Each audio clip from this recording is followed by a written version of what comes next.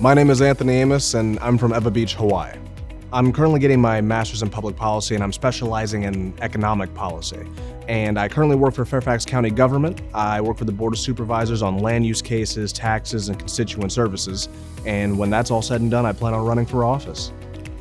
George Mason has connected me with people that I never thought I'd meet in my lifetime. For example, I got to meet with some representatives from Hilton, from Marriott. I met with delegates and senators from all over the state and federally.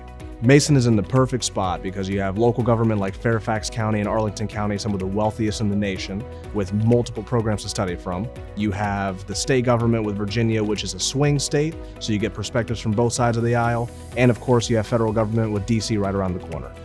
I would say what I'm most proud of is the work that I've accomplished since I've been here. I'm active in the Mason community, specifically with Bridge USA or Bridge at Mason, all about political discourse and getting students to talk about difficult subject matters with each other. When I graduate, I'll receive my master's in public policy, and ultimately I want to run for office, and I have a lot of things I want to run on. A lot of that was developed while I was here at George Mason, especially when it comes to AI policy, fiscal responsibility, and human trafficking policy.